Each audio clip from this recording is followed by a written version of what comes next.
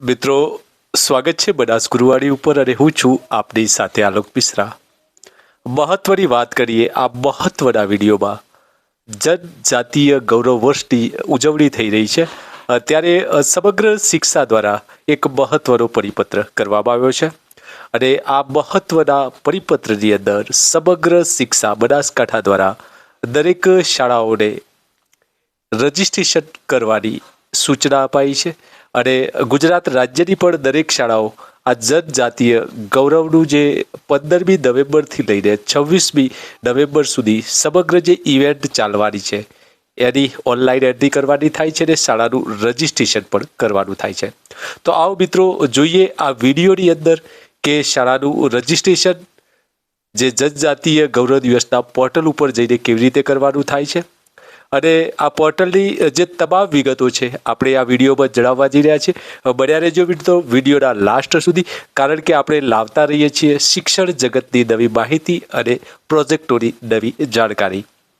સૌને વિનંતી છે, જો ચેનલ ઉપર પહેલી વાર આવી રહ્યા છો અથવા તો બનાસ ગુરુવાડીનો વિડીયો પ્રથમવાર જોઈ રહ્યા છો તો ચોક્કસથી ચેનલને સબસ્ક્રાઈબ કરીને સપોર્ટ કરવા વિનંતી છે અને વિડીયો સારો લાગે તો આપના મિત્રો સુધી શેર કરવાનું ભૂલતા નહીં। તો આવો જોઈએ આ મહત્વનો વિડીયો જનજાતીય ગૌરવ દિવસની જે ઉજવણી આપણે શાળા કક્ષાએ કરવાની થાય છે એનો પરિપત્ર પણ સમગ્ર શિક્ષા દ્વારા જાહેર કરી દેવામાં આવ્યો છે અને જે એની ઇવેન્ટો છે એ તમામ ઇવેન્ટો પ્રમાણે આપણે ઓનલાઈન કે ઓફલાઈન જે કાર્યક્રમો કરવાના છીએ, જે ઇવેન્ટો કરવાના છીએ એના વિડીયોઝ અને ફોટોગ્રાફ સ્કૂલનું રજિસ્ટ્રેશન કર્યા પછી એમાં અપલોડ કરવાના થાય છે। તો આવો જાણીએ વધુ વિગત આ વિડીયોમાં, બન્યા રહેજો વિડીયોના લાસ્ટ સુધી। આભાર। નમસ્કાર મિત્રો, ADI prasaran.tribal.gov.in વેબસાઇટ ઉપર આપણે જવાનું રહેશે। આ વેબસાઇટ ઉપર જતાની સાથે મિત્રો આપ અહીંયા જોઈ રહ્યા છો જે વેબસાઇટનું સ્ક્રીન છે આપણને અહીંયા જોવા મળે છે। ઇન્ટરફેસ આ રીતે દેખાય છે। એમાં અહીંયા જે જનજાતીય ગૌરવ દિવસ 2024 લખ્યું છે ત્યાં 3 ડોટ આપણને જોવા મળે છે, એના ઉપર ક્લિક કરશું અને અહીંયા જોઈ રહ્યા છો કે હોમ પેજની સૌથી નીચે સ્ક્રોલ કરતા અહીંયા સાઇન અપનું બટન જોવા મળે છે। તો સાઇન અપ બટન ઉપર આપણે ક્લિક કરતાની સાથે આપણે રજિસ્ટ્રેશન જે કરવાની પ્રોસેસ છે એ ખુલી જાય છે। મિત્રો અહીંયા આપણે રજિસ્ટ્રેશન કરવા જઈ રહ્યા છીએ। ઓર્ગેનાઇઝેશન જે ટાઈપ છે અહીંયા જે સંસ્થા છે આપણે સ્કૂલ પસંદ કરવાની રહેશે। સ્કૂલ પસંદ કર્યા પછી આપણે રાજ્ય પસંદ કરવાનું રહેશે। રાજ્ય પસંદ કર્યા પછી આપણે અહીંયા ઓર્ગેનાઇઝેશનનું નામ એટલે કે આપણી સ્કૂલનું નામ લખવાનું રહેશે।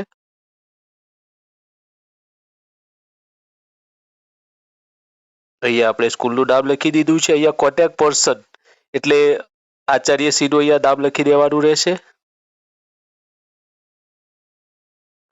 એના પછી ડેઝિગ્નેશન છે હેડ ટીચર।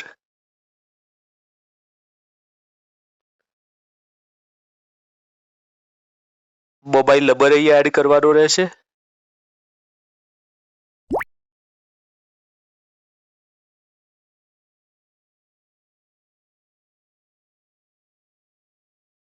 મોબાઈલ નંબર એડ કર્યા પછી ઓલ્ટરનેટિવ નંબર અહીંયા ઈમેલ આઈડી આપણે ફરજિયાત એડ કરવાનો રહેશે। ઈમેલ આઈડી એડ કર્યા પછી આપણે ઓફિસનો જો લેન્ડલાઇન નંબર હોય તો એ પણ નાખવાનો રહેશે અને અહીંયા આપણી શાળાનું એડ્રેસ નાખવાનું રહેશે।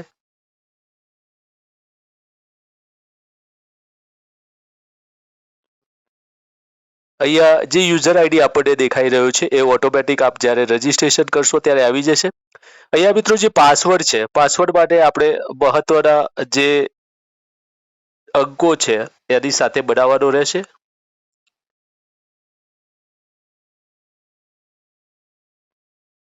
અહીંયા 8 અંકનો પાસવર્ડ આપણે બનાવી દેવાનો રહેશે। એમાં કેપિટલ છે, લોઅર કેસ છે, સ્પેશિયલ કેરેક્ટર છે, એમનો ઉપયોગ કરવાનો રહેશે।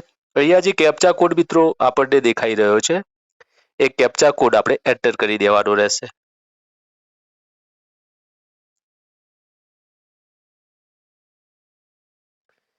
અને એને સેવ બટન ઉપર ક્લિક કરવાનું રહેશે। Confirm password can not be blank, અહીંયા આપણે જે પાસવર્ડ કોઈ બાકી રહી ગયો હોય તો એને ફરીથી આપણે અહીંયા નાખવાનો રહેશે। 2 વાર અહીંયા પાસવર્ડ નાખવાનો થાય છે।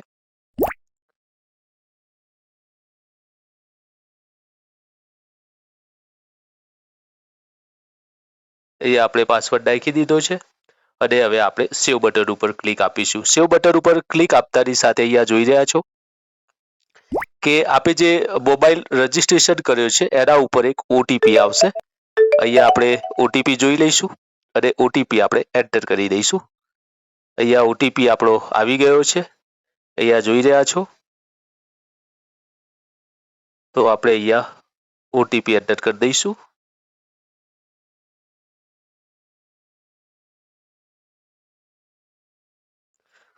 ઓટીપી એન્ટર કરતાની સાથે આપણે એને વેલિડેટ કરી દેવાનું રહેશે. અહીંયા જોઈ રહ્યા છો કે આપણી જે શાળાનું જે રજીસ્ટ્રેશન છે એ થઈ ગયું છે.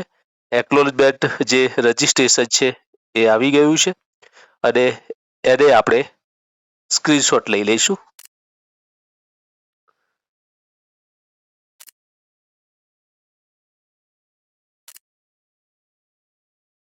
અને આ રીતે આપ સરળતાથી શાળાનું જે રજીસ્ટ્રેશન છે એ પૂર્ણ કરી શકો છો.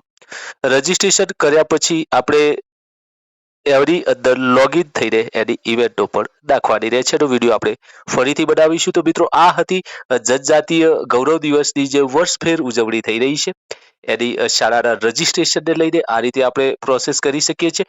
બીજો નેક્સ્ટ પાર્ટ આપણે એના જે ઇવેન્ટોને લઈને બનાવીશું. તો આપનો કોઈ પ્રશ્ન હોય અથવા તો આપની કોમેન્ટ હોય તો જરૂરથી મારા કોમેન્ટ બોક્સમાં કરવા વિનંતી છે. ફરીથી મળીશું એક નવા વિડીયો સાથે, એક નવી માહિતી સાથે. આભાર. જય હિન્દ, જય ભારત, વંદે માતરમ.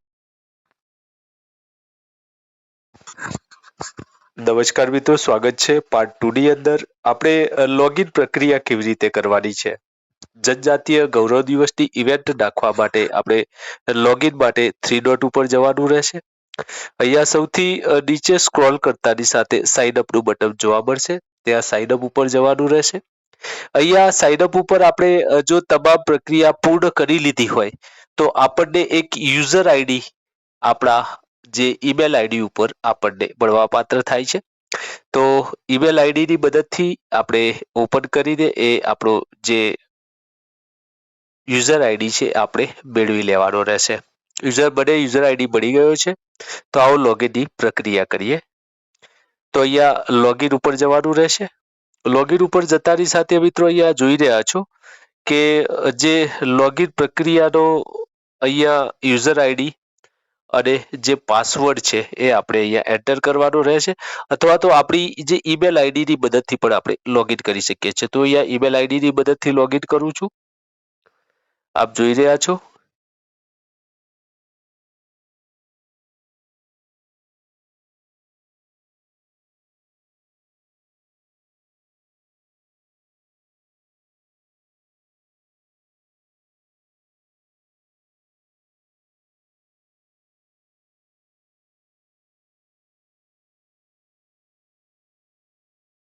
અને અહીંયા આપણો જે પાસવર્ડ છે આપણે જે ક્રિએટ કર્યો છે નાખી દેવાનો રહેશે.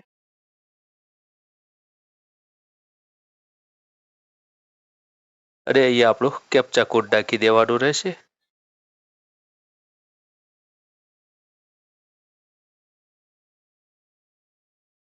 અને લોગિન પ્રોસેસ કરવાની રહેશે. અહીંયા જોઈ રહ્યા છો કે આપણે લોગિન પ્રોસેસ થઈ ગયા છીએ.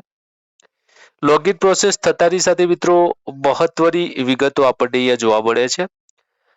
નેમ ઓફ ધ ઇવેન્ટ, તો આપણે પરિપત્ર મુજબ જે તારીખ 15 તારીખથી જે ઇવેન્ટો થઈ છે અહીંયા ઇવેન્ટનું નામ લખવાનું રહેશે. અહીંયા ટાઈપ ઓફ ઇવેન્ટ ઉપર જતાની સાથે આપણે જે પ્રમાણે જે ડિપાર્ટમેન્ટ સાથે જોડાયેલા છે એના આપણા ઇવેન્ટ ટાઈપ કરવાના રહેશે. નેમ ઓફ ઇવેન્ટ ઓર્ગેનાઇઝેશન, અહીંયા જેમને આ કાર્યક્રમનું આયોજન કર્યું છે એમનું નામ લખવાનું રહેશે, એમનું ડિપાર્ટમેન્ટ લખવાનું રહેશે. ઇવેન્ટ બોર્ડ અહીંયા લખવાનો રહેશે. જો આપણે ઓનલાઈન થી કર્યું હોય તો ઓનલાઈન અને ઓફલાઈન થી કર્યું હોય તો ઓફલાઈન. અહીંયા ચીફ ગેસ્ટ તરીકે આપણે કોઈને બોલાવ્યા હોય તો એમનું નામ પણ આપણે લખી શકીએ છીએ. ઇમ્પોર્ટન્ટ ડિગ્નિટરીઝ, કોઈ મહેમાનો જે આવ્યા હોય એમનું પણ આપણે અહીંયા વિગત દર્શાવી શકીએ છીએ. પાર્ટિસિપન્ટ્સ ની વિગત પણ અહીંયા આપણે એન્ટર કરવાની રહેશે. અને જે ટોટલ કાર્યક્રમ છે એ 1500 શબ્દોની અંદર એનો એક અહેવાલ અહીંયા લખી દેવાનો રહેશે. એરિયા આપણો ટાઈપ કરવાનો રહેશે, રૂરલ અથવા તો ગ્રામીણ જે હોય, અર્બન હોય તો અર્બન કરવાનું રહેશે. અહીંયા આપણું સ્ટેટ સિલેક્ટ કરવાનું રહેશે. અહીંયા ડિસ્ટ્રિક્ટ સિલેક્ટ કરવાનું રહેશે અને એરિયાનો જે પિનકોડ છે એ નાખવાનો રહેશે અને જે વિલેજ છે એ અહીંયાથી આપણે પસંદ કરવાનું રહેશે અને આ તમામ વિગતો પૂર્ણ કર્યા પછી ઇવેન્ટ વેન્યુ અહીંયા આપણે જે જગ્યાએ આ કાર્યક્રમ કર્યો હોય એનું નામ લખીને એને એડ ઇવેન્ટ ઉપર જવાનું રહેશે. તો મિત્રો આ રીતે સરળતાથી જે સમગ્ર આપણો ઇવેન્ટનો કાર્યક્રમ આપણે એન્ટ્રી કરી શકીએ છીએ. તો આ હતી મિત્રો લોગિન થી લઈને સાઇન અપ થી લઈને અને ઇવેન્ટ એડ કરવાની તમામ માહિતી માત્ર એક જ વિડીયોમાં. આપનો કોઈ પ્રશ્ન હોય તો જરૂરથી મારા કોમેન્ટમાં કરવા વિનંતી છે. ફરીથી મળીશું એક નવા વિડીયો સાથે એક નવી માહિતી સાથે. આભાર. જય હિન્દ, જય ભારત, વંદે માતરમ.